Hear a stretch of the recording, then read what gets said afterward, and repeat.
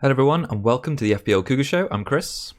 I'm Kieran. And today we are back from the international break previewing Gameweek 5. We're going to discuss each upcoming Gameweek fixture, look at the potential key players, differentials and clean sheets. We're going to talk captaincy, reveal our teams and our Cougar Cub picks for this weekend. It's been a little bit of a break, isn't it, since we last sit down to talk about FPL. But should we just quickly recap what happened in Gameweek 4 before moving on, Keeg? Yeah, so I'll start with a 53-pointer, which was okay, I guess. Kind of got bailed out in the end by Basuma coming on with his 9-pointer, which was obviously unexpected. Can't rely on that, so I need to do some work with the team. And then obviously James not playing was a shame, but that obviously enabled the Basuma hero moment. Another captain blank with KDB again, which is annoying. I think he's been unlucky most of the time so far, so unfortunate, but what can you do? McCarthy, another 9-pointer, which is nice. Bruno with his penalty before he got taken off at half-time was annoying.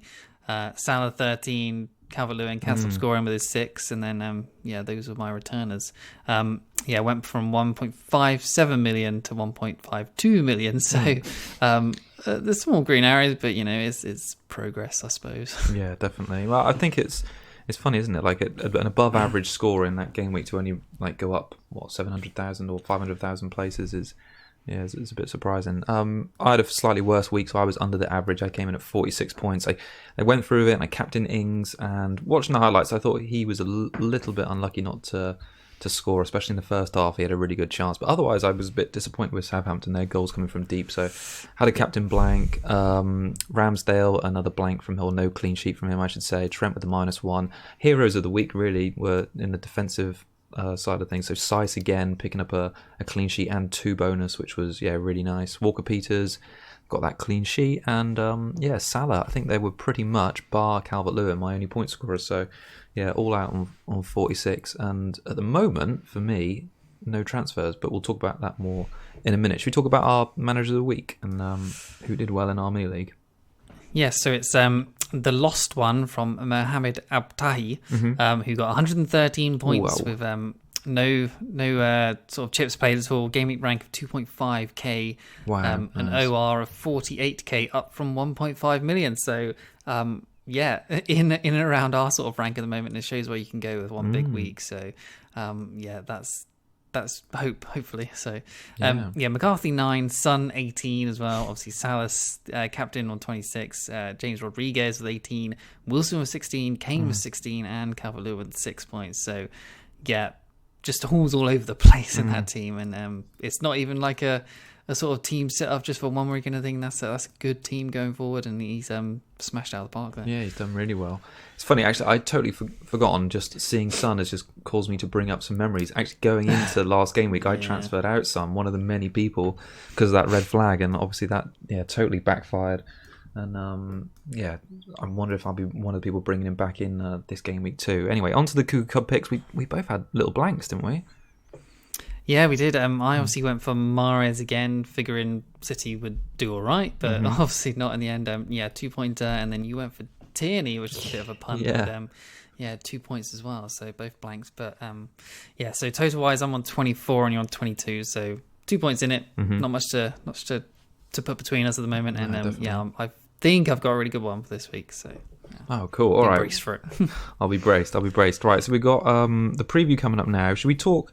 Because you wanted to forget about FPL, didn't you, for a couple of weeks? So it was the Monday of the first week off. So over a week ago now. You said you've made your transfers, and what were they? What happened? I did Podence and Werner to. I had two free transfers. Podence and Werner to Antonio, who I'm getting him in early, and then Son to come in as well, because obviously the next 4 for Spurs look so good. So. And Son just looks like he could just be a set and forget this season. He can haul in any game with the sort of players around him. So, Podence maybe a little bit too early to ship him out yet, but he looked absolutely awful in that game. I can't remember who Wolves played now so long ago. Fulham. But Fulham, he just did absolutely nothing. He looked anti-football. Honestly, it just felt like he just did nothing.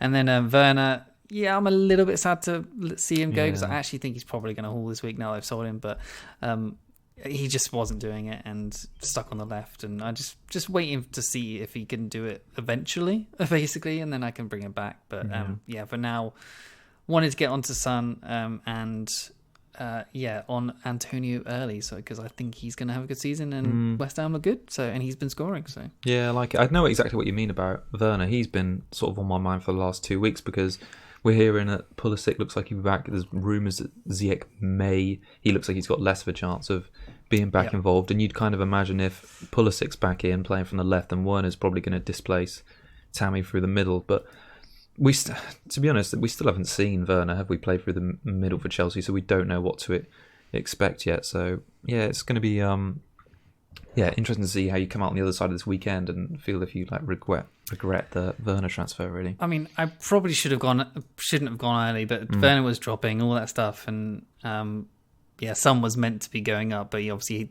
didn't rise until like yesterday, which is like 10 odd days time for some reason. But yeah, then there's also been this De Bruyne injury and stuff like that. So I probably shouldn't have gone early because of international break and COVID and all that stuff. But is what it is, and hopefully the bench can cover me at least. And I hope that James can start to get his place back as well, because that's an issue going forward too. But yeah anyway. Definitely. And we'll talk more about Kevin when we get to Man City, because he's got an orange flag on him at the moment. I don't know, there's a chance he might miss out this weekend. I don't know if we've had confirmation, if we really, or a strong word on it yet. So, perhaps we'll talk about that more a bit later. All right, so let's talk about the first and juicy opening fixture. It's Everton against Liverpool, Merseyside derby. There's rioting in the streets last night on the streets of Liverpool. There's going to be, I don't know, anger on the pitch on Saturday. Is that a smooth link? Anyway, talk to me about Everton assets, because Calvert-Lewin can't stop scoring, can he? Yeah, so I said the week before, is it too early to call them top 4 contenders? But now I think, is it too early to call them top 2 title contenders, maybe? Probably is, right? But maybe a little bit early, but I like it. Possibly. If they get anything from this Liverpool game, then, the next 2 after that are decent. And then Man United, who obviously look terrible, and then Fulham away after that. They've got a decent run. So if they can keep it up, then, this could be another Leicester in the happening, possibly. But yeah, so team-wise, XG is 8.47, which 12 score, but they're obviously overperforming that, which is 3rd overall, which is obviously good for their assets at the moment. XGC of 3.97, which is 2nd overall with 5 conceded, but they've only actually got 1 clean sheet from 4. So, and they've got Pickford in defence or in goal, so that's never really going to last as a good option for defence, I don't think. So they did sign that Robin Olsen from Roma on deadline day. I think they wanted Romero, but that didn't go through. So we'll remains to be seen if he comes in at any point. But Pickford is definitely an issue going forward, I think. Big clanger again, wasn't it, against Brighton for that Mumbai goal? Yeah, practically every week there's the sort of worry of Pickford having a clanger, isn't there?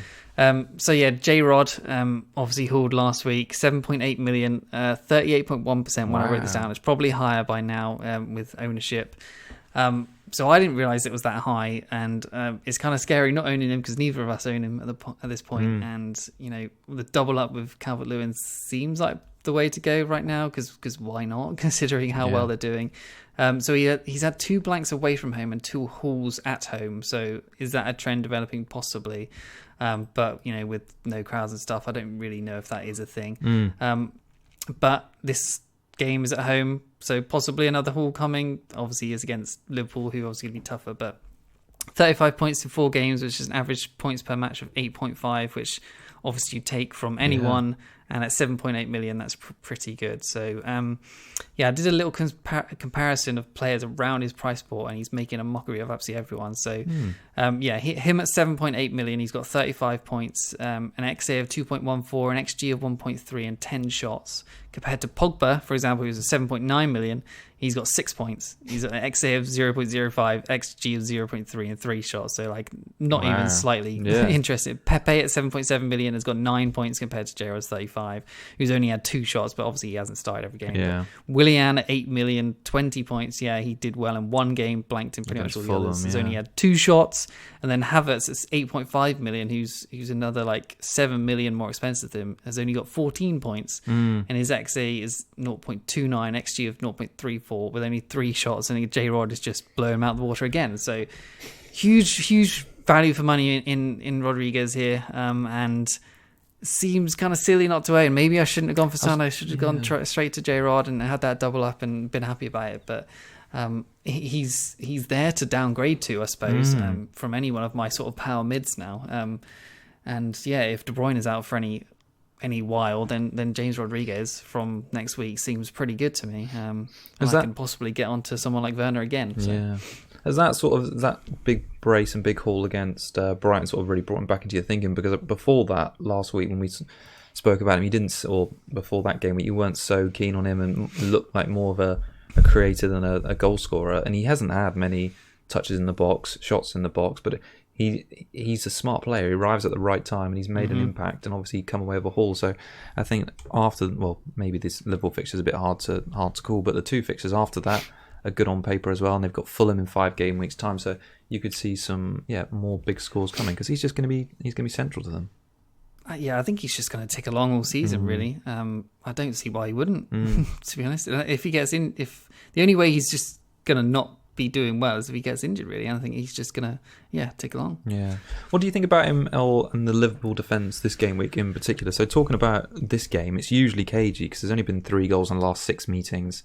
Last 3 of them all 0-0. But there's been a bit of a flip reverse on Liverpool's defence this season. They kept that clean sheet. Didn't keep a clean sheet. They did well, the 2 wing backs, Trent and Robbo against Arsenal. And the flavour of game week 4 was to go big at the back with double Liverpool wing backs. But it's sort of regressed a bit, or that idea's regressed a bit, because of the tonking they got at Villa. And now Liverpool have conceded 10 big chances this season, which is the 3rd worst.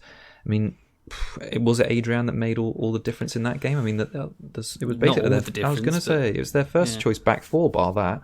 I mean, how do you view their sort of defence going into this game and for the season in general, really?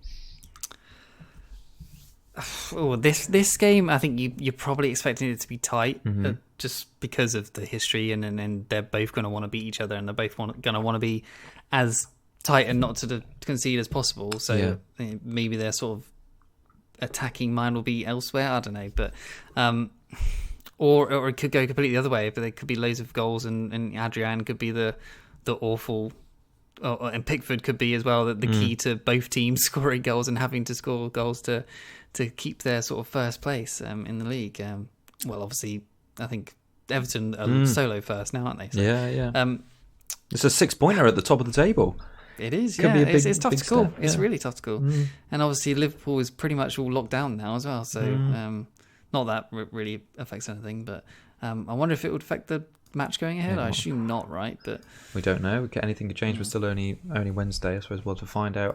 Just quickly on Salah before we move on, because obviously he notched up 2 goals despite them getting whipped. And just looking at his stats, and I mean, why do I ever doubt him, really? I mean, he's delivered in, I think it's 3 of the 4 game weeks so far this season, and he would have been another great captaincy option. I've not captained him once this season, trying to pick out some solid differentials, but yeah, he's 43% owned now, and he's the highest owned player after Calvert-Lewin. He's had 15 shots in the box this season, which is the most of any player.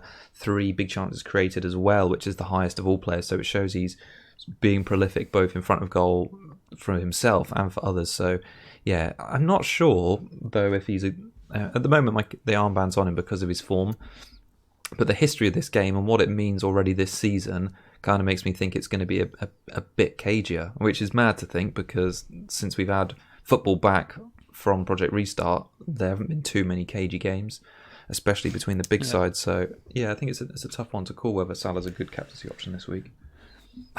I've got my armband on him as well now, just because of the De Bruyne injury, but I don't know whether I'm overthinking the Sun. Not West Ham at home probably should go there on paper, but then West Ham have done well defensively. So I early kickoff. I don't know if that really comes into it at all. No, I don't think so. No. It's just a game by game basis. I still think. I don't know. I'm tempted, but like you said, I think Dini's done well against him the last few times they've played. So We'll see. Okay. All right. Well, moving on then to Chelsea-Southampton. So I think Southampton come into this one sort of probably fairly positively. They kept 2 clean sheets in the last 2, admittedly against Burnley and West Brom. Burnley probably don't look up to speed yet. They're sort of middle of the table, though. They've surprised me a little bit for XG, 5.8, and they're 6th best for expected goals conceded. So they're sort of not where I expect them to be. I expect them to be a bit higher on XG and a bit worse on expected goals conceded. So yeah, it's surprising me a little bit. I think they've not got a particularly great record at Stamford Bridge. Remember, 1 win. I think it's last 3 or 4 visits there, and they're a funny one at the moment. The only players that have really stood out still, as you'd imagine, are Ings, really. So he's got the highest expected points of all the players with 21. Adams, admittedly, isn't far behind on 20. In actuality, Ings leads him by like 14 points. So he's proving the better asset and better money spent. Other than that, really, it's difficult to pick any players out from that Southampton team. You got Kyle Walker-Peters and Bertrand, who looks like got good outlets for Saints. They've had 3 and 4 key passes in the opening 3 fixtures respectively, and they're the next highest actually after the 2 strikers on expected points. And I think if you're going to go with any of them, it's going to be Walker-Peters because he edges it in terms of value. So I think that the Southampton sort of boys at the moment are quite cut and dried. And I think if you've got one of their players, you're not probably looking to ship them out because their fixtures after Chelsea are fairly alright. They got Everton at home, they got Villa away, Newcastle at home. So I think they're not bad. And yeah, I've got Ings, like I said, captain last week, and I'm not thinking of getting rid anytime soon, really. You how come you're sort of keeping KWP on the bench? Is that just because you think Chelsea are going to score a few? I do. Do you not think he's got assist potential? I think he does. He's a bit like Lamptey from that point of view, in that you think if you just start him, he could return. But no, you're right.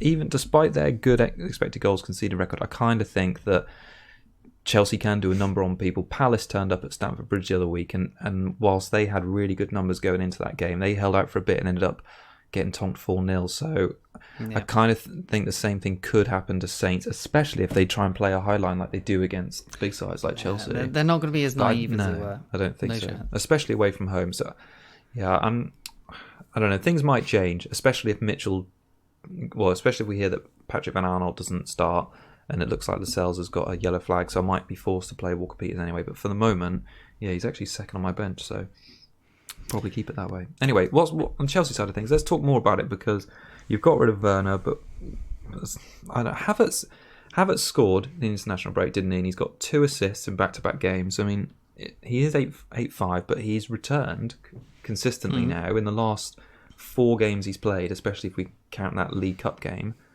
So I don't know, is he interesting you at all, or especially like now the other ones are back in?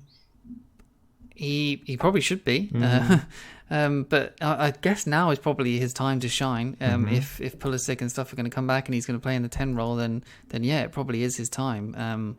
But now I'm looking more at Pulisic, possibly from 2 weeks' time for Burnley Burnley away, Sheffield United at home, then Newcastle away. Those 3 look great. But I think Pulisic, Ziyech, Havertz, those sort of guys, it's going to be when you get on them at the right time, because they're all low owned. So we just got to try and predict when Chelsea are going to go mad, when they're all actually sort of in the team together and they're all clicking.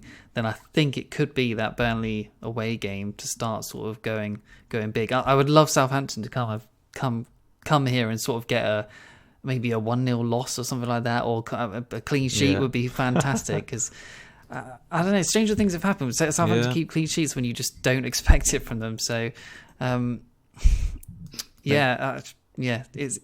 Werner and Havertz have all been away, so they haven't exactly been training with Ziyech and Pulisic and stuff. True. So, it still remains to be seen what their sort of click or sort of connection is going to be when they actually play together. So, that was my sort of reasoning, I suppose, for selling Werner, and that he's just looked like the biggest hyped guy pre-season and the biggest flop during it. So, I'm definitely worried about selling Werner. But from stats wise, he isn't in the top 10 for strikers for any of the key metrics of XG, big chances, key passes, big chances created, XA, or expected points.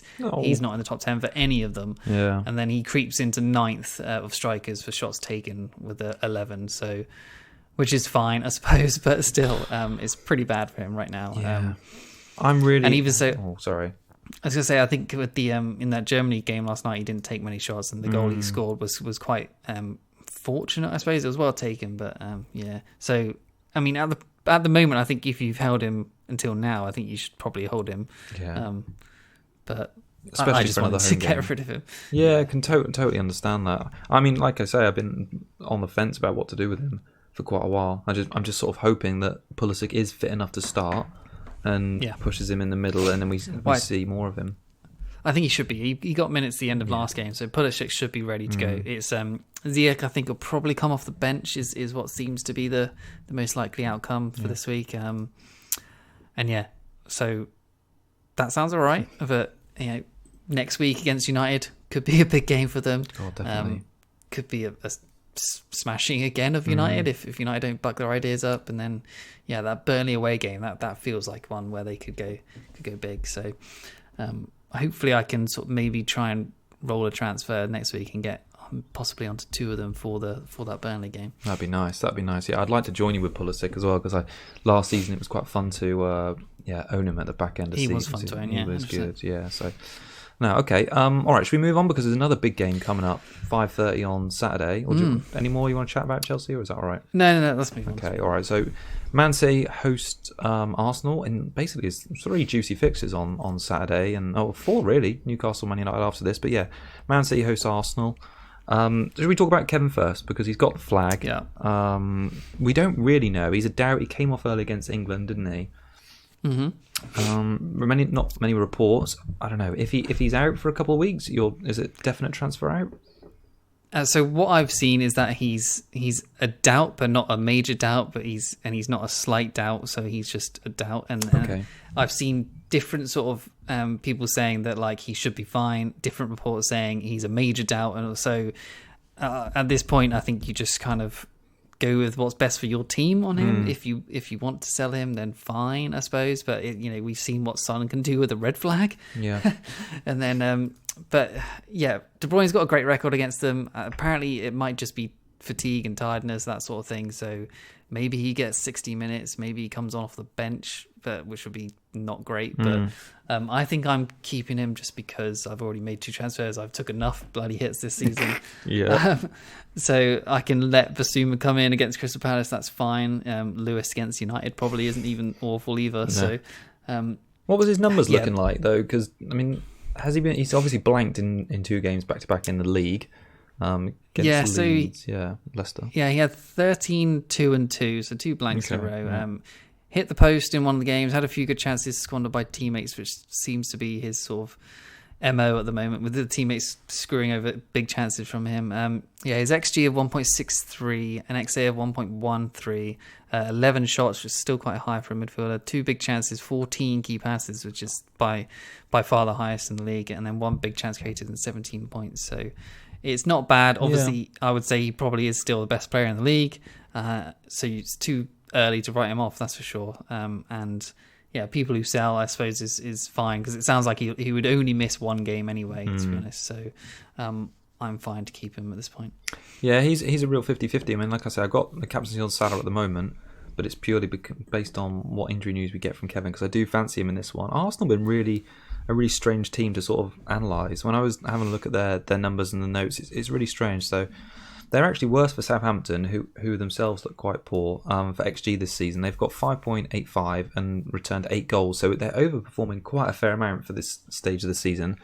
Defensively, we've said this about Arteta before, they look a lot improved, basically. So they've got the 3rd lowest total XGC, so expected goals conceded. But they've only 1 clean sheet to show for that. So like I found out with my Cub pick, they're basically conceding the odd goal every couple of games rather than multiples, and because of that, their team and their good performing players are quite few and far between. So Lacazette, we've mentioned him before, he didn't even get on the pitch against Sheffield United, but he's had 5 big chances this season, 4 more than any other player, which is quite a big disparity really. He's had 5 more than Aubameyang, who's not registered a single one. It's the rotation there. Yeah, it is. It's the rotation that puts you off. We had such high hopes for Aubameyang at the start of the season, and yeah, he's just not really delivered on it. His numbers are so poor, and it's really, of the Arsenal players, the only one that looked fairly interesting is Leno. I mean, he had good stats at the end of last season. It's a shame he's 5 million because I think he's still 0.5 too much, but he's the fourth highest for baseline bonus points for goalkeepers this season. He's the second highest of all Arsenal players, like I say, for expected points after Lacazette. And I think just looking at the numbers shows at the moment there's nothing really in that Arsenal team to make me go, oh, I want to invest in them, despite the fact their fixtures do turn okay a little bit in about 3 or 4 game weeks. But yeah, it's a shame really, because at the start of the season, especially that Fulham game was a bit misleading. We all looked at it and thought, bloody hell, Willian is going to be amazing in the number 10 role, and Aubameyang is going to be so clinical. He only needs one shot to score a goal, but yeah, I think they both dropped a lot. Selling Aubameyang was probably the one good thing I've got right to, honestly. Yeah. But I sold him to the wrong player. It should have been Sterling instead of KDB. But but selling him was the right call at least. So definitely, it makes me think I could have doubled on someone else, but I suppose he did return against Fulham. Anyway, what else is there on the Man City side? Because Sterling got the goal, didn't he, against Leeds? Looked a bit sharper. Yeah, he also has a yellow card flag. Everyone says he's supposed to be fit, so it seems like one of those international injuries sort of thing with quotation marks above your head. Expect him to probably still start up front. I think Aguero is back in training as well at 10.4 million. Is he going to be fit? I guess we don't really know. Maybe Pep gives us some insight on that, but he never really actually says anything useful, so we'll see. But yeah, Sterling, I think you can still be fine with owning and starting and possibly captaining him if you want. It's just De Bruyne seems more of the risk. Yeah, those are the two that I think could be good in the future. Obviously, Aguero could be good coming in soon. He could be the key missing thing that makes City pair again, possibly. We'll see. I think it will be exciting to have Aguero back. Hopefully Kevin plays a bit higher and he's more involved. He's been playing a bit deep recently, and I wonder if that's just because they haven't got a central striker. All right, the evening game. Newcastle host Man United at St James's Park. Wilson's box office. Yeah, big box office. Is it £15 yet? Yeah. Has that come in? The first one, yeah. That's okay, cool. No one's going to watch that. That's not cool. Wilson is the man in form, isn't he? I was having a look at him because his numbers are actually pretty decent. We slag off Newcastle, but he's looking all right.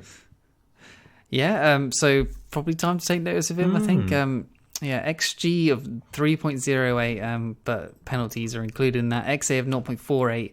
9 shots, which is kind of low. Werner has on the left wing has had 11. So, but yeah, that's probably because he just plays at Newcastle 15. But yeah, 6 big chances, which is pretty high. 5 key passes, 0 big chances created, but 34 points and 7 bonus. So if he scores, he'll get bonus. And the big difference between him out of that sort of Bournemouth team where we've seen he scores goals and it's not a problem, is that he now has penalties at Newcastle, whereas he didn't have at Bournemouth. So yeah, that's just going to be his sort of bread and butter, I suppose, this season, of getting late penalties and always getting on those sort of 8-pointers like Ings was last year. So 8-2, 8 and 16, and only had 1 blank so far. I expect him to probably score in this game as well. And a Wolves after this, who haven't looked as strong at the back lately, I think he's got some chances to keep ticking along as usual. So I think Wilson at 6.4 million seems great value right now. Yeah, really good. I like him a lot, actually, and it baffles me, man, how he's had 8-pointer, a 2-pointer, 8-pointer, and then before a Burnley at home game, he was transferred out and actually had a price drop. And he went down to 6-4, and then he's gone back up to 6-5 Doesn't make sense, does it? It's mad. 2 goals and assists, and he's central to everything they do. He's pretty much nailed on to play the 90 week in, week out. So, yeah, I really like Wilson. It's a bit like Mupai at the same sort of price. He's for a team where there's a person in the middle. They've got penalties, which is going to be huge this season, as we've seen already. And like you say, he gets a lot of bonus. So, yeah, Wilson. Do you reckon he's going to score against United this weekend? Their defence has been I think he probably will, rubbish. Yeah. There's probably going to be a penalty for him. Yeah, definitely. By lunging in with a kung fu kick and taking out Shelby or something. They just looked all over the place, United, especially against Spurs. Well, Spurs and Brighton. Both of those teams could have and should have scored more, which it hurts me to say, considering the fact Spurs did score 6. They've actually got the worst XG after 4 games, behind only West Brom, and they've only played 3 games. So, really, really poor start to the season from United at the back. Do you think they can? I don't know. Needs to be a bounce back, but we lost to Newcastle last season in this fixture, so I'm not really that confident. I mean, the only player Martial and Rashford had such high expectations for them this season, thinking they were really going to kick on. Rashford obviously got his goal for the England. You thought he looked a bit pedestrian otherwise, and he's looked that in the Premier League. Martial's not woken up so far this season. We'd think Cavani's he can't play, can he? I think he's not on available for this one.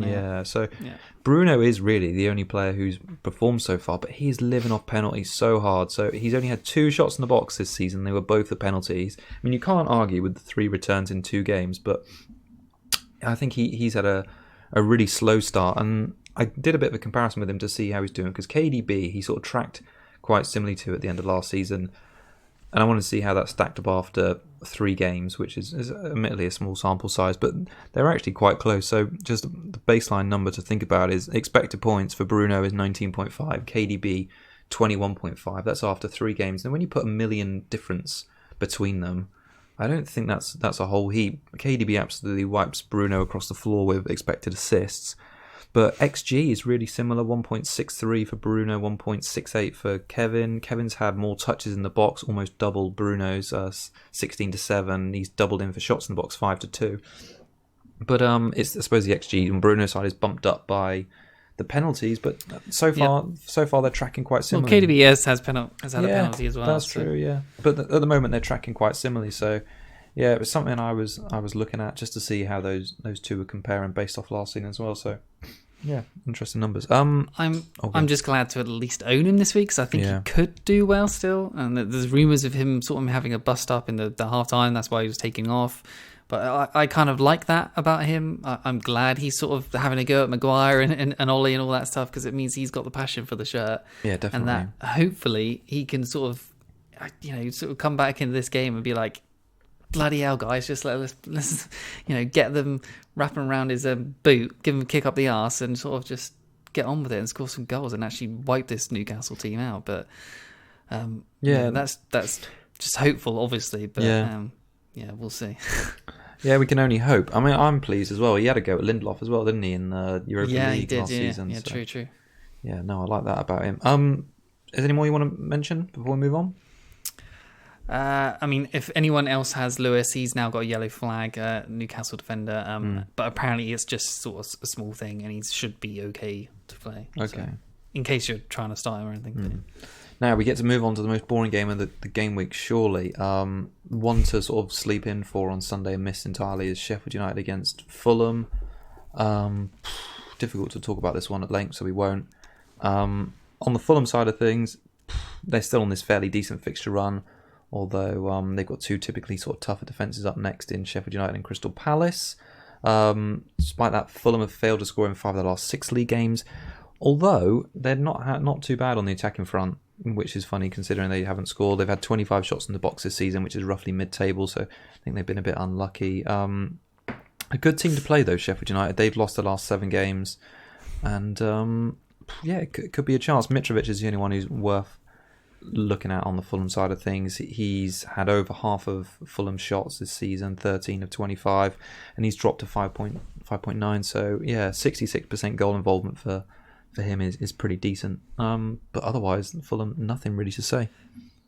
Yeah, I think if you own Mitrovic this week, you got to be happy or confident going against this one, to be honest. But yeah, on the Sheffield United side, there's not really anyone to mention. I mean, Brewster still hasn't started. Everyone thought he'd be nailed on to just go straight in, but is it this week he starts? Maybe 4.5 million. Probably or could be better value than any 4.5 million defenders. So, why do you say that? What value in defenders?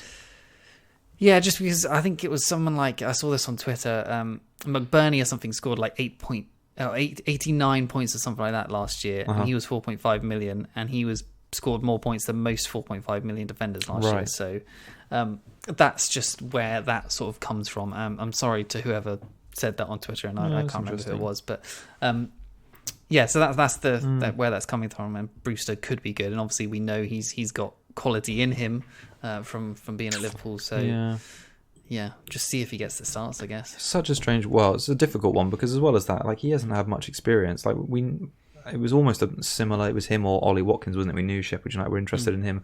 Watkins had like a whole season in the Championship to play in a good Brentford team and came in with a lot. I feel like, I don't know, maybe Brewster's, I'm not giving him a fair crack, but yeah, perhaps we need to see him in a few Premier League games for see what I think of him. But 4.5 million is a good price for him.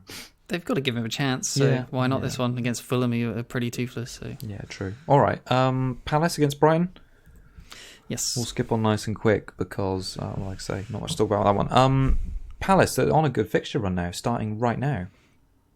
Yeah, Brighton at home, Fulham away, Wolves away, Leeds at home, Burnley away. So, yeah, the next 5 to 17 only has one red FDR, or fixture difficulty rating, according to FPL.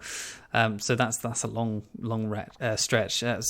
But they do actually have Wolves away, which is obviously tough. Spurs at home, including that, and Leicester at home, included as grey. But so I think those three at least are ones to be worried about, I suppose. But yeah, team stats wise, XG of 4.04 with 5 scored, XGC of 7.68 with 7 conceded, which is about on par.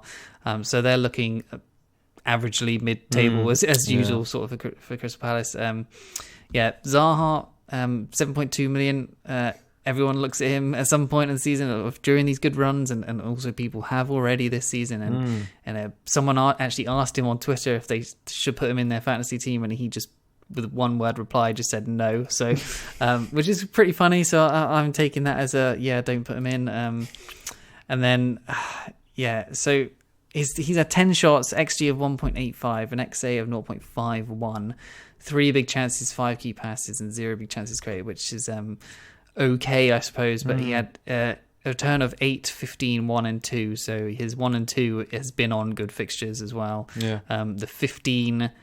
he shouldn't have taken that penalty after Ayew missed it, so that shouldn't have been a thing either. You kind of see the picture. He's starting to go back into that sort of troll mode of just having a great run but doing absolutely nothing. I think Palace look less and less good each week as well. So, but one positive is Patrick Van Aanholt seems to be in training and seems to be. He was also asked on Twitter if he was injury free and ready to go, and he said yes. So. Set for a return this week, possibly. A 5.4 million. He's only 0.1% owned, which is big differential. That's kind of tasty. I mean, with those sort of fixtures coming up, if he was on penalties before when Milivojevic wasn't playing, and he isn't playing at the moment, so if PVA comes in, that could be great for him, and he could be on free kicks, corners. He could be a Bruno Fernandes for Palace here. So. I actually think he could be a great pick going forward. And I've got someone like that, Reece James, who's possibly not nailed on my team, to try and get up to PVA. Could be really good. 0.1% owned. Yeah, and with that fixture run, you can just set him and forget him from week 5 to 17, and not worry about it. He's a tempting one for sure. Yeah, I quite like that shot. It'd be great to know if he was back in for this Brighton game, though, wouldn't it? Like it's the derby between these two, isn't it? So to have him sort of in the team, knowing, I wonder if they'll give him a few extra weeks to get him up to speed. But although this game isn't that good because Brighton have looked alright. But Fulham away after that, then it looks good. It does. Yeah. No, talking about Brighton, they are looking sharp. So they've scored at least 2 goals in the last 3 away games. I think one of those dates back to last season, but this season as well. They're 7th best so far for XG. They've got the 4th highest total of big chances this season, and the 31 shots in the box is the 8th best. And it's Maupay that's basically benefited from their attacking play. So he's up to 6.6 million. He's still a differential, 5.3%. It was a lucky return, like we mentioned earlier, against Everton, but that took him to 4 returns in 4 games. He's been involved in 50% of Brighton's goals, which is great, and 5 big chances puts him 2nd highest amongst all players. So something's flipped since last season, because he was just woefully inconsistent. But so far this season, he's looked a bit brighter. And 6.5 million, like I mentioned with Wilson, they're a really nice price point if you're looking to downgrade one of your Jimenez's, Ings's, or Werner. I could have gone from him instead of Antonio, but I just don't like Maupay. So just really, just don't like him. What was so not going there? A personality thing? Kind of. I just don't think he's ever going to be consistent, because I just don't think he's very good. I suppose you had a bit of a toss up there, actually, didn't you, between Maupay, Wilson, and Antonio? Yeah. Okay. Yeah. No. It's also we mentioned him quite a lot when we talk about Brighton doing well, but it's Trossard again. He was the benefactor as well of, or he was a benefactor of Pickford making that big boo-boo because he got the assist for that somehow, which is mad. He's a bit cheaper than Mapai now. He's 0.6. His ownership is crazy low. It's 2.2%. He's got 8 key passes over the season. His points have been pretty good. So he's had 8, 6, 1 and 5. Nothing spectacular, but you'd be pretty happy with that for a 6 million fourth midfielder. He's the 7th highest expected points player for players under 6.5 million in all positions. So yeah, I don't think he's going to go away anytime soon because he had some good stats before he came to the Premier League and didn't do it. But yeah, he's turning around. It's a shame really because I haven't really got a space for him at the moment. Souček's my cheapie, and my next cheapie after that is sort of the 7 million price. So yeah, I was just about to say, he's one that you just always kind of want to own, but just never get around to. I would love to own him, but he just doesn't fit the structure, does he? No, it's a bit of a shame, really. If he was on pens as well, he'd be really, really interesting. That'd be great. Yeah, it would be good because I think he's got a lot of creativity about him as well, and the odd goal here and there would be great. All right, next one is Spurs against West Ham, and go on, talk to me about Spurs because you've got Son in now. I got him out last time. Ugh. And he's better. Hurts. He's a lot better now. But at least you got his first massive haul, so that's true. True. Okay, so next 4 on paper look obviously crazy good. Probably the best 4 you could possibly ever ask for. West Ham at home, obviously, who do actually look quite good at the moment. But yeah, Burnley away, Brighton at home, West Brom away. Those 4 look insane. So XG of 11.12 of 12 scored, which is the highest. XGC of 5.64 with 5 conceded. Player-wise, Kane looks pretty good, obviously. 10.6 million, 22.8% owned. Possibly back to his best with a question mark, I suppose. But he hasn't played the last 2 England games, apparently, because he had sort of a slight tiredness thing. I don't know what if he is, or if he's playing tonight. He probably is, to be honest. But yeah, he's had 2, 21, 5 and 16. So another sort of guy who's hauling in some games and not hauling in the home games. 44 points, which is the second highest scoring player in the game, which is 1 point behind Son at the moment. 6 big chances created, which the next closest forward is only on 2. Wow. So that's quite big. An XA of 3.20, which is a full 1 XA expected assist above Salah, who's the next closest. An XG of 3.53, which is second. 19 shots is first. 5 big chances is joint second. 11 key passes was first. 6 big chances created, as I said, first. So at this point, there's probably no reason or any reason we shouldn't own him other than cost, which is obviously screwing us over. So that's I do kind of worry that I didn't get him instead of Son, but obviously West Ham at the moment are joint first for least big chances conceded. So, good. But Spurs are the first for big chances created with 13. So immovable object versus unstoppable force. I guess we'll see what happens.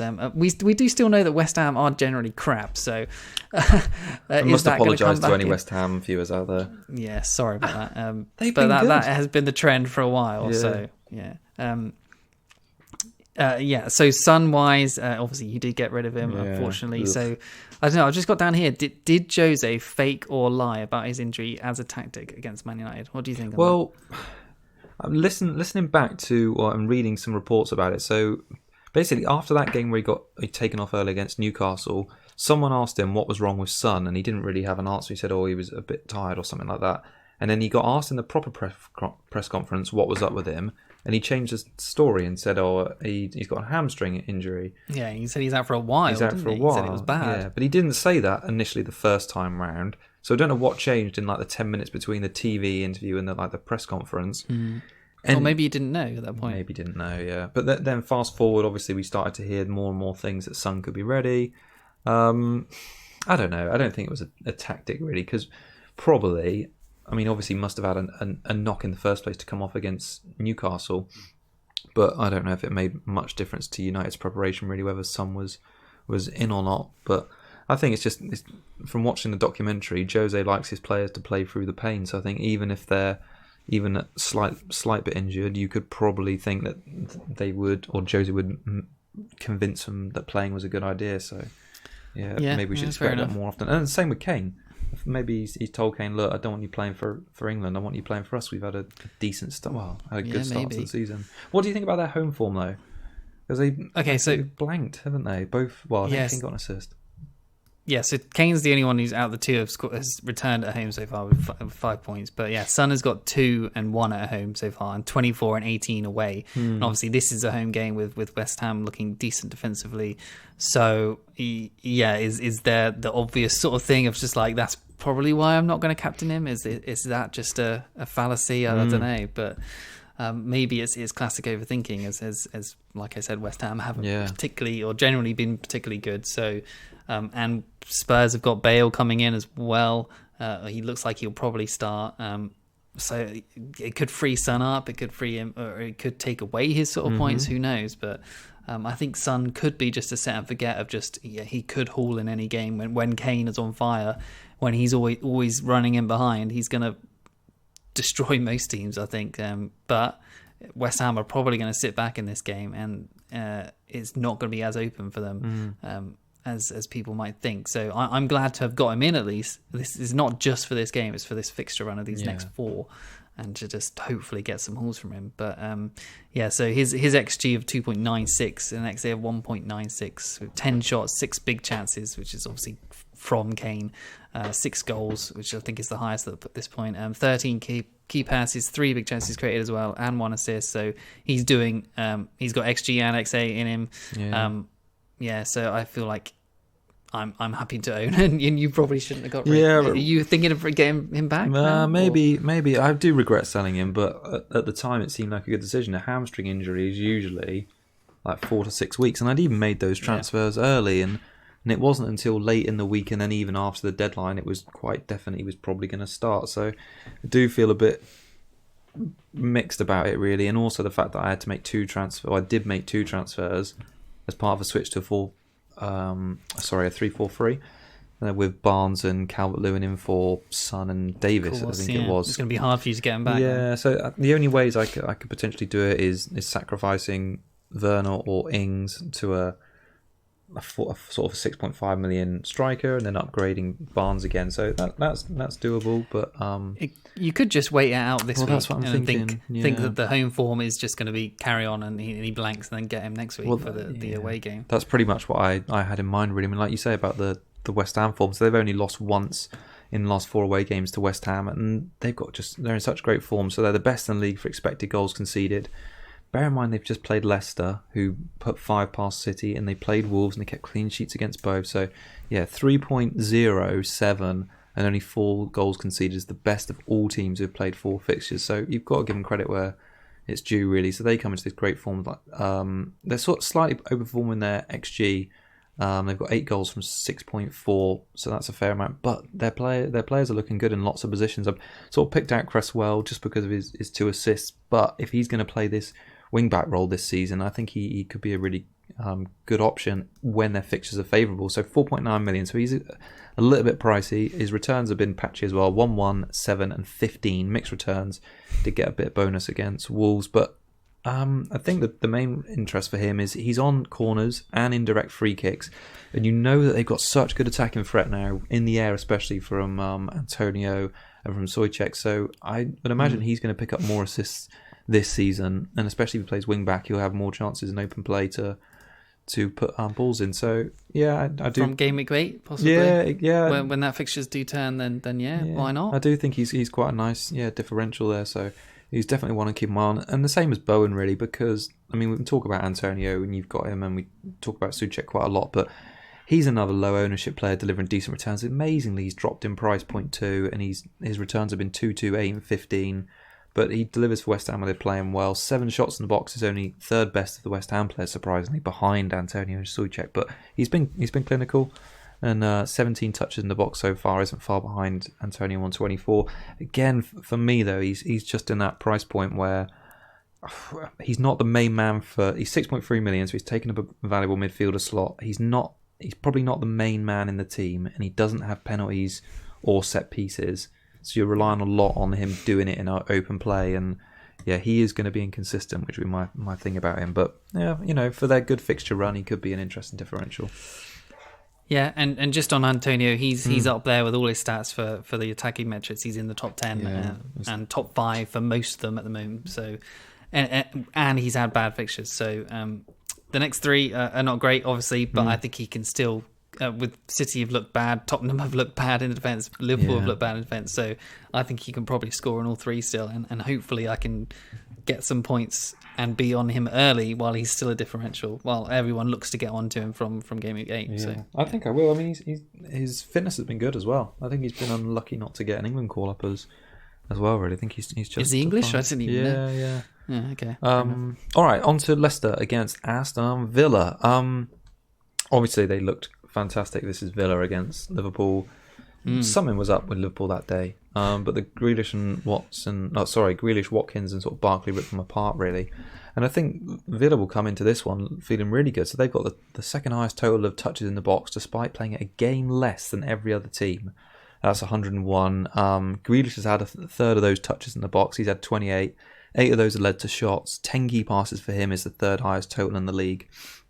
I think he's looking good again at the start of the season. I think he's going to be more in our minds, especially considering Watkins looks like he can convert a chance, and him and Barkley seem to link up well in that Liverpool game. I did a little bit of a soft comparison between Grealish, Zaha and Barnes, because they're all really similar price points, 7.1, 7.2 and I think 7 for Barnes. But they actually ended up really... I was hoping to have like a really cool conclusion about it, but they all ended up having like really similar expected points. It was a bit boring. So Grealish had 21, Zaha had 22 and Barnes had 21, so there wasn't much to pick between them over the sort of opening fixtures. But obviously Grealish from that has played a game less than both of the other two, so I think he looks good again this season, and he's definitely one that's on my watch list, and I think he's probably going to have a good game against Leicester. Yeah, and decent-ish fixtures, I suppose, as well. Yeah. And Leeds and Southampton, I think back-to-back after that. Villa could be a top 10 side possibly this season. I don't see any reason why not. Their defence looks a lot better. They've had a good transfer window, haven't they? Yeah. That Traore guy, Watkins, Martinez, Matty Cash, who's looked decent at the back. So I mean, I don't see why they can't stay in the league, that's for sure, for a while, and do really flourish this season. And they kept hold of Grealish.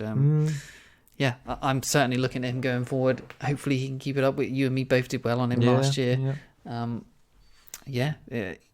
got £4 mids I can always downgrade to him, so I'm keep an eye on him. Yeah, for sure. What about the Leicester side? So, I mean, I got in Barnes last week, and I think I only saw it on I think he had a goal ruled out, didn't he?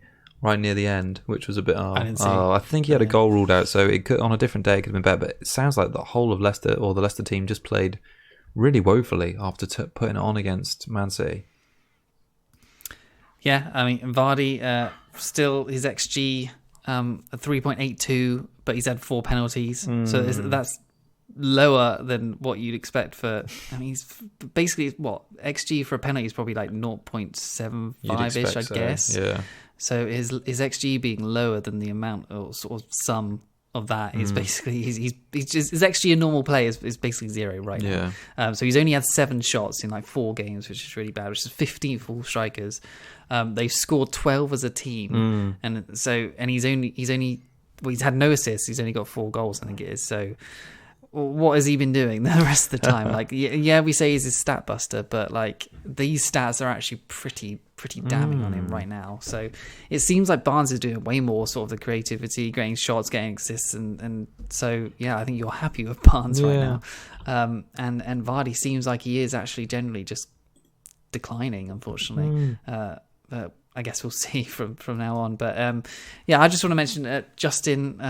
I own him. I'm sure many other people do as well. So how long does he have left in the team? Well, I think late October was supposed to be the time frame, so it's probably 1, maybe 2 weeks. Who knows? Pereira could be fast tracked into the team after this break, because he probably would have been training by now. So I'm slightly worried, especially with people coming back from internationals and possible late COVID sort of diagnosis. So Yeah, I'm certainly worried owning him at this point. But I think when I have watched him, I think he's looked pretty good. He's looked good attacking wise. He's had 2 shots, 1 big chance, XG of 0.47, an XA of 0.14, 2 key passes, 18 points, which is not too bad. 1 assist, 1 goal, and I think they've got 2 clean sheets so far, or something like that. Which is he's done fine. But 16 crosses, which is 7th of all defenders, but only 1 has been successful.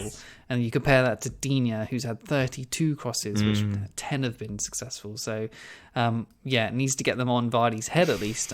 But I suppose you get what you pay for, don't you, with him? Yeah, he's served his purpose so far. I'm playing in this game. Hopefully, Villa maybe not as good as I hope.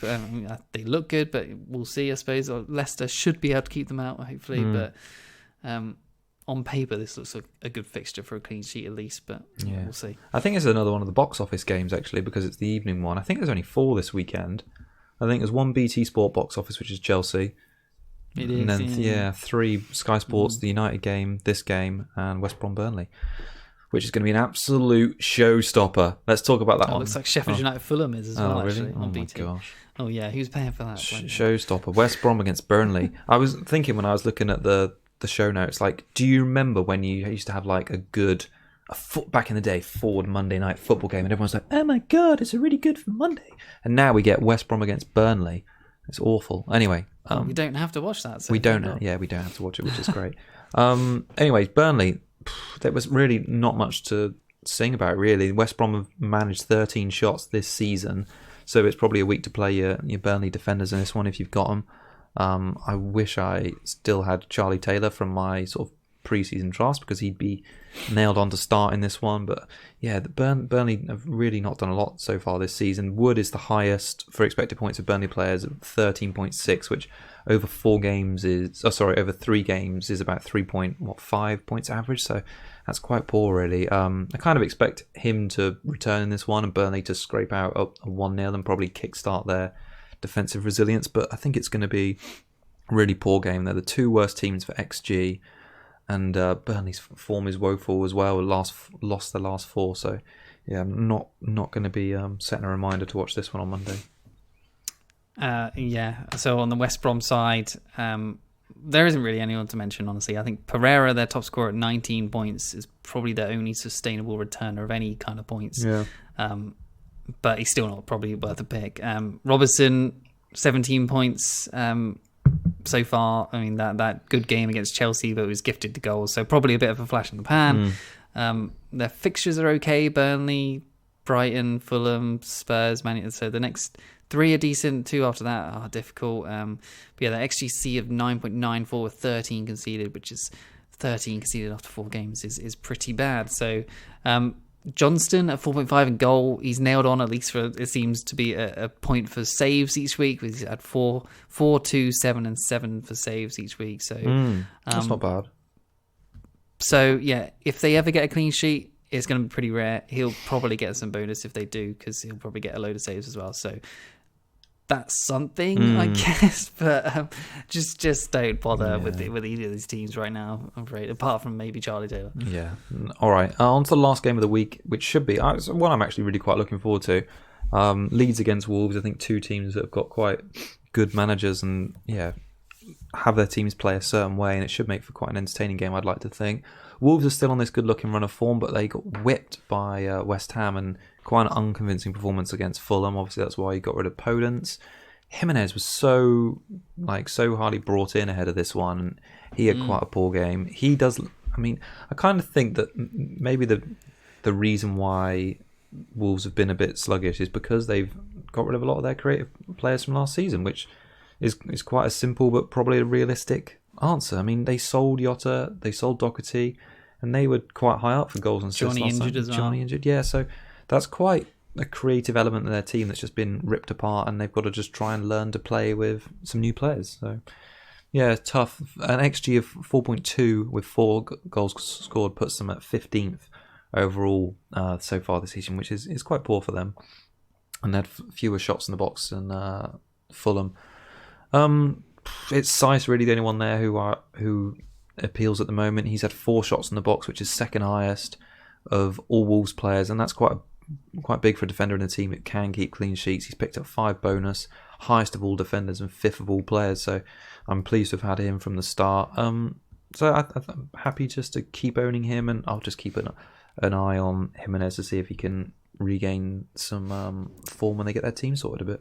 How long do you think Saiss stays in the team? Because they've signed this Ait Nouri guy, who everyone says is super, really, really talented and should go straight into the team at the wing-back role. And Marcel, whatever, it's supposed to be close to fitness, so he should be. His position is supposed to be the left centre-back. So is Saiss going to see rotation going forward? Maybe. Yeah. I mean, maybe not for the time being, but in the future it could be. So that's just something to be aware of. Yeah, it's hard to read Nuno, I suppose. But I mean, for me, Saiss has been part of a really solid defensive back three for them, stretching back to last season. They had such a good clean sheet record. I mean, I know it's been changed a bit with the wing backs being out, but you kind of think he wants to keep that core three together. But no, like you say, they sign players come in and out. If Saiss goes, then I'm a bit disappointed. But maybe is the player that's lined up, is he 5 or 5.5? 5 million. Okay. Ait Nouri. Okay, all right, that's one to keep an eye on. But yeah, for me, I'm happy just to have Saiss at the moment. What's there on the lead side? Because they were so good, weren't they, against Man City? Yeah, possibly unlucky to not win, maybe. Yeah. But anyway, yeah. So someone who I've picked out is Eiling, who I actually think has looked really good the past few games. 4.5 million, not risen or gone down yet, but 3.9% owned. I'm really happy to own him actually because I think he's passed the eye test very well. XG as a defender of 0.61, and he's had a few opportunities in each week to score, and he's actually been quite unlucky to not score so far. And he's actually played in a back three lately, but that doesn't seem to affect him getting forward at all. So that's fine by me. So it seems like they're getting a bit more solid at the back now as well, only conceding 1 to Man City, and they kept a clean sheet the week before. So next 6 seem like decent opportunities for clean sheets at least, although they are kind of tough on paper, I suppose. Wolves at home, okay. Might be a clean sheet. I think they might scrape one, maybe. But then, less Aston Villa away seems like it could be a chance. Leicester at home could be a chance. Crystal Palace away, you never know. So I'm just happy to own. And his XA as well is 0.89, which is the 4th highest amongst all defenders, which is obviously promising. Yeah. And so a defender who's getting XG and XA, which is actually kind of rare because usually it's either just they're getting chances from crosses from corners and stuff like that of a centre back, or they're getting assist potential from being a fullback with crosses and things. So having both is rare. His XA is actually higher than Robertson. Wow. People, okay, which I'm sure will shock you and probably many others. So I've done a little comparison of Eiling versus Robertson just for he's 2.5 million cheaper, right? Eiling first and Robertson second. The shots is 3 versus 4. Big chances 1 versus 2. XG of 0.61 versus 0.99. So obviously there's a bit of a difference there. But key passes 2 versus 5. Robertson, a bit ahead.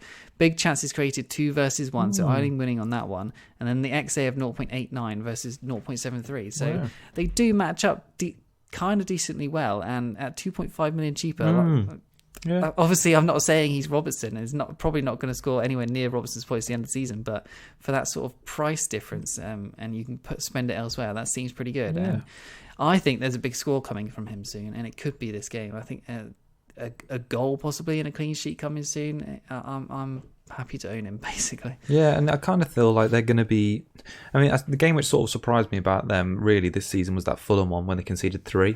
Because I kind of thought they were going to tighten up for the games like that. Because they obviously conceded 3 in each of the first 2 games. Were really tight against Sheffield United and Man City. So I wonder if something changed then. But no, like you say, watching the highlights, Dallas as well getting forward. I saw him on the highlights just jumping forward and having I think maybe it was a header in the box or running forward. So I think that both Eiling and Dallas looks good. But I think what you've highlighted with Eiling is quite interesting. So I suppose you're quite happy to have him and play him in this one, especially with Wolves looking a bit toothless recently. Yeah, I'm going to be playing him for the next few weeks because Leeds look decent and his fixtures look okay on paper. So why not? Yeah. Oh, definitely.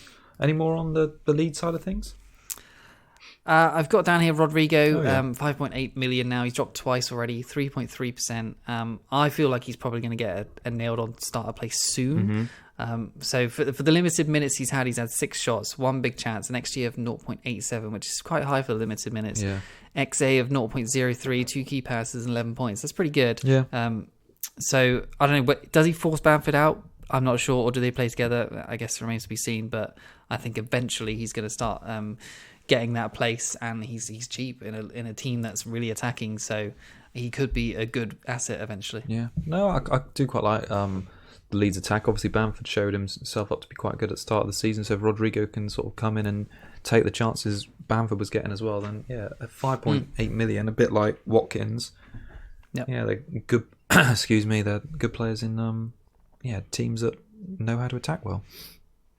All right. Right, should we wrap up with our Cougar Cup picks, captains, and just talk about transfers? I mean, I'll start by doing transfers and just saying I am still very unsure, which is probably not very helpful to anyone, but I'm waiting to see if Kevin's injured or not, and then I'll make a bit of a decision. I only have one free transfer, so if Kevin's fine, I'm probably just going to roll it. All of my front 7 look horrendous for captaincy options this week. Salah against Everton, difficult. Barnes against really sturdy Villa, no. Kevin, like you say, maybe on the blink. Souček's got a tricky away game against Tottenham. Calvert-Lewin, we know about Never Liverpool. going to captain Souček. No, never. Exactly. Ings against Chelsea, tough. Werner out of form and out wide against Southampton. None of them look that good. If Kevin's fit, it'll probably be him. If not, if he's not fit, do you sell if he's him not, or do you keep I'm him? probably going to keep him. Probably going to keep him just for 1 week and then assess. I'll play Lascelles or Walker Peters if I have to, because I don't want to be forced into a transfer. I really fancy 2 for next week. I still feel like I haven't got quite a good grip on the team yet for this season. I think 2 transfers will be better than getting rid of Kevin. Yeah, so obviously I've done my moves already, which was Podence to Son and Werner to Antonio. But I've also got James and Justin, who are both issues. Hopefully, I think they both start. I hope they start this week. But one of them is going to need to move on at some point. Lewis, who's possibly injured as well. Wickham now doesn't have a red flag, which is going to possibly mean he's going to drop down in price now, which is annoying. Yeah. So there's still issues, and I'm hoping De Bruyne's fit at least. But yeah, there might be a couple of hits down the line in a few other weeks. But I think hopefully next week I can roll. I don't want to take a hit this week, but I think I still would probably still keep Kevin. But it's just James and Justin are looking at me worryingly. All right, on the Cubs, you said you chose early. I've been having a think while we're doing the show, and I think I know who you're going to pick. Can I guess? Go on. Is it Pulisic? It's Pulisic. I'm going to take him. Yeah. What about that? Well done. All right, you can have Pulisic. I'm going to pick Mopai because he's in decent form. You hate him, so it'll be doubly good if he scores, which will be great. And he's got Palace away and Brighton all right away from home. Okay, good. I'm pleased about that. I just to guess that. As a backup, I'm going to take Barkley because I thought he looked really good in that game as well, and he's probably going to be on penalties, and he's on some set pieces too. So. Yeah, Barkley at 0.9%. I think he could be a really good sneaky pick going forward. That's not bad at all. He could be the differential in that Villa team rather than the Grealish and the Watkins. Okay, all right. Well, if you want to take Barkley, I'm going to take a similar type of player. I'm going to take Havertz as my backup one because 8.5% he just ticks in. I probably should have just stuck on Mahrez because he's probably going to play, and Mahrez is just going to haul against Arsenal now. Yeah. Oh well. All right, I'm going to back Havertz as my backup. Right, that's everything for this week. If you've made it this far with us, thank you. Like and subscribe on YouTube and follow us and all that good stuff. We're doing previews every week. We are sort of changing the format from the next international break. We're going to be upping the number of shows per week. Stay tuned for that. But we think we're going to jump from 1 to 4. 3 of them are going to be a bit shorter, but more info to come on that soon. All right, that's all tonight from Kieran and I. It's goodbye and good night from me. Cheers, everyone. Good luck. Bye-bye.